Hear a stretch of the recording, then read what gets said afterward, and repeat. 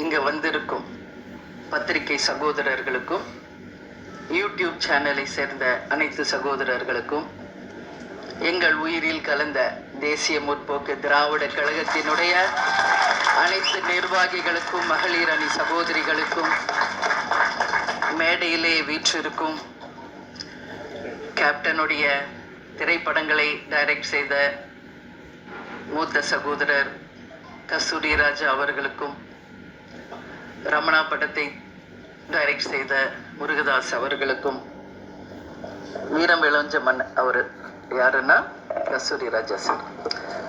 இங்க சிவா சார் இருக்காரு. கேப்டனின் தம்பியாக பல ஆண்டு காலம் வாழ்ந்தவர் சிவா.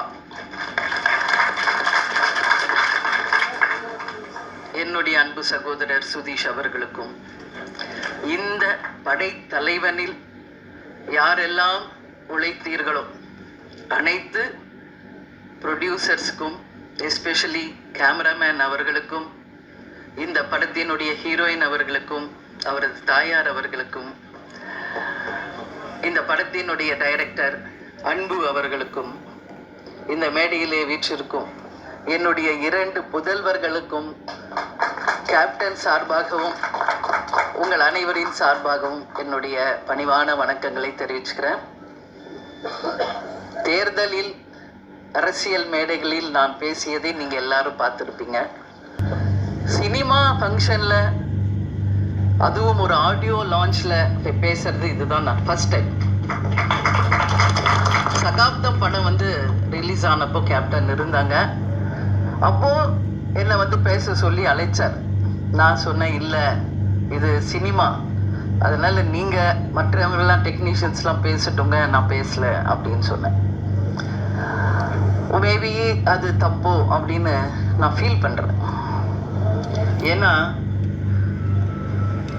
கேப்டன் ஒரு அம்மாவா நீ அவனை ஸ்டேஜில் நீ வாழ்த்தணும் அப்படின்னு கேப்டன் சொன்னார். அன்னைக்கே சரி சினிமா ஃபங்க்ஷனில் நம்ம எதுக்கு பேசணும் அப்படின்னு நினச்சேன். பட் நான் இன்னைக்கு சொல்கிறேன், சண்முக பாண்டியன் அம்மாவை மட்டும் கிடையாது, உங்கள் அன்பு சகோதரியாக கேப்டன் பெற்றெடுத்த சண்முக பாண்டியனை இனிமேல் உங்களிடம் நான் ஒப்படைக்கிறேன். பத்திரிகை நண்பர்களிடமும் தமிழக மக்களிடமும் நான் சினிமா துறையை சேர்ந்த அனைவரிடமும் அவரை நான் ஒப்படைக்கிறேன். எல்லாரும் பேசுவாங்க, நிறைய நான் பார்த்துருக்கேன். கேப்டன் கூட 33 வருஷம் வாழ்ந்திருக்கேன். கேப்டனை பத்தி பேசுறது இன்னைக்கு அவர் மறைவுக்கு பிறகு டெய்லி அத்தனை யூடியூப்ஸ்லையும் கேப்டனுடைய பழைய காலிய நினைவுகள், பேச்சுக்கள் எல்லாம் வரும் பொழுது கேப்டன் அப்படி பண்ணார், இப்படி பண்ணார், நிறைய விஷயங்கள் நான் பார்க்குறேன். கேப்டனுடைய 2 புதல்வர்கள். கேப்டனுக்கு 2 தொழில், ஒன்று சினிமா, இன்னொன்னு அரசியல். கேப்டனும் நானும் இது அவங்க 2 பேரும் பிறந்த போதே முடிவு எடுத்த ஒரு விஷயம். அப்பாவின் பாதையில், சிங்க பாதையில் விஜய் பிரபாகர் அவர்களும், யானை பாதையில் இளையவர் சண்முக பாண்டியன் அவர்களும் அவங்க அப்பாவுடைய கனவு லட்சியத்தை நிச்சயமாக வென்றெடுப்பார்கள் என்பதில் ஒரு அம்மாவை எனக்கு எந்த டவுட்டுமே கிடையாது. ஏன்னா கேப்டன் நானும் அவங்களை அப்படிதான் வளர்த்துருக்கோம். மூத்த சகோதரர் கேப்டன் சொல்லுவார், சொல்லி சொல்லி வளர்ப்பார். பிரபாவை அண்ணா தான் சொல்லணும், தம்பி. அது மட்டும் என்னைக்கு கடைசி வரைக்கும் அவர் ஒத்துக்கல. அதையும் இன்னைக்கு வரைக்கும் சண்முக பாண்டியன் அதை கரெக்டா கீப் அப் பண்றாரு. ஏன்னா அந்த பாண்டிங், அந்த ரெஸ்பெக்ட் அது இருந்தாதான் நம்ம வாழ்க்கையில ஒற்றுமையாக பல சாதனைகளை செய்ய முடியும் என்பதில் கேப்டன் உறுதியா இருந்தாரு. அதையே பிள்ளைகளுக்கும் நாங்கள் சொல்லி கொடுத்து அவங்கள வளர்த்துருக்கோம். நீங்க எல்லாரும் சொன்னீங்க டவுன் டு எர்த்தா இருக்காங்க, அப்பா மாதிரியே உதவி செய்யறாங்க, எல்லாரோட சரிசமா பழகுறாங்க அப்படின்னு. இன்னைக்கு இல்ல, இன்னும் எத்தனை ஆண்டு காலம் ஆனாலும் உச்ச நட்சத்திரமாக சண்முக பாண்டியன் அவர்கள் வந்தாலும் இன்னைக்கு எப்படி உங்க அத்தனை பேரிடமும் எளிமையோடும் உங்கள் அன்பு சகோதரர் போல டவுன் கேர்த்தா இருக்காரோ அப்படிதான் இருப்பார். அன்பு அவர்களுக்கு ஏன்னா சின்ன கை குழந்தை கேப்டன் மேக்கப் போடுவார். 6 மணிக்கெல்லாம் கேப்டன் கிளம்புவார். உங்களுக்கு எல்லாருக்கும் தெரியும். 9 o'clock வித் மேக்கப் ஷூட்டிங்ல இருக்கணும்னா 6 o'clock இறங்கி கீழே வந்துடும் எங்க ரூம் மேல. கை குழந்தை அவனை தூக்கிட்டு நானும் கீழே வந்துடுவேன். ஏன்னா அவருக்கு நான் டிஃபன் கொடுக்கணும், அவருக்கு வேண்டிய எல்லாம் செய்யணும். அப்படியே பார்த்துட்டு இருப்பான் அவங்க அப்பாவை. அப்ப ரொம்ப கை குழந்தை அழுவான், ரொம்ப ஜாஸ்தி. எதுக்கு இவன் அழுகிறான் சொல்ல, அதெல்லாம் எனக்கு நினைச்சா எங்கள் உயிரில் கலந்த எந்த சந்தோஷமும் கிடையாது. மூக்கில் ஒழுங்கும் மேக்கப் போட்டிருப்பாரு, ட்ரெஸ் போட்டிருப்பாரு, வண்டி ஏற போகும்போது அப்படியே வந்து ஆவான். அப்படியே அழகா அந்த மூக்கை தொடச்சு விட்டு கண்ணை தொடச்சு விட்டு ஒரு முத்தம் கொடுத்துட்டு தான் போவார். அதே மாதிரிதான் விஜய் பிரபாத். ஏன் அதை சொல்றேன்னா, ஒரு அப்பாவாக அவர்களுக்கும் அவ்வளோ ஒரு ஆசையா பிள்ளைகளை வளர்த்தார் கேப்டன். இன்னைக்கு 2 பேரும் இன்னைக்கு அவங்க அப்பா இல்லாதத ரொம்ப ரொம்ப ரொம்ப மிஸ் பண்றாங்க.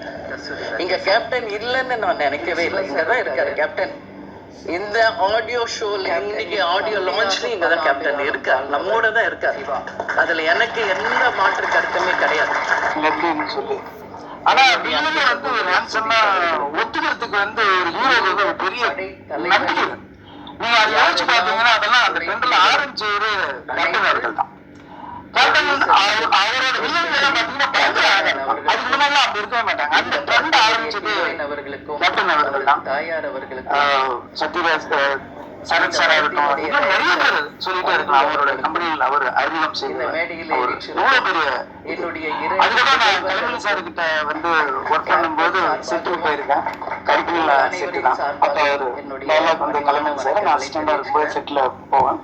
ஸோ மூணியில் இருக்கும்போது லைஃப்ல ஃபர்ஸ்ட் டைம் வந்து கேப்டன் நான் பார்க்குறேன். ஸோ அப்படியே பார்த்துட்டு இருக்கும்போது சும்மா சாதாரணமாக அப்படி இருந்துட்டு இருப்பாரு. ஸோ நின்றுட்டு இருக்கும்போது என் முன்னாடி ஒரு பிளேட் வந்துச்சு, சின்ன டம்ளர்ல இருந்தது. என்னன்னு பார்த்தா ஸோ மோர் அப்படின்னு நினைச்சு குடிச்சு பார்த்தா ஹார்லிக்ஸ்.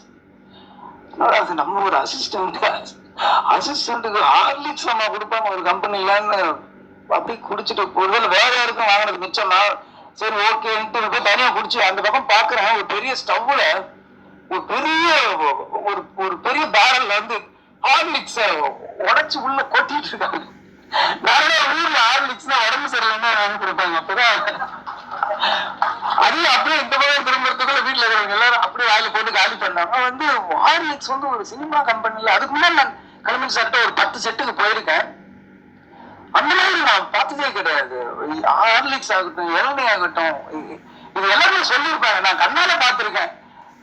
சபரிமலை மேல போட்டவங்க வந்து கற்குலால கோவால ஷூட்டிங் நடந்துட்டு இருந்தப்ப அப்போ அந்த அவங்க சாப்பிட்டு இருக்கிற இடத்துக்கு வராரு கேப்டன். வந்து அவங்க பாக்குறாரு. பார்த்துட்டு வந்து இவங்களுக்கு என்ன எதுவும் வைக்கலன்னா இல்ல கேப்டன் அவங்க நான்வெஜ் சாப்பிட மாட்டாங்க, மாலை போட்டிருக்காங்க, அவங்க பக்கோட போடி அப்படின்னு சொல்றாரு. எனக்கு எப்படி ஒரு கேப்டன் ஒரு படத்தோட கதாநாயகன் தனக்கு என்ன வரும்னு மட்டும்தான் பார்த்தாங்க.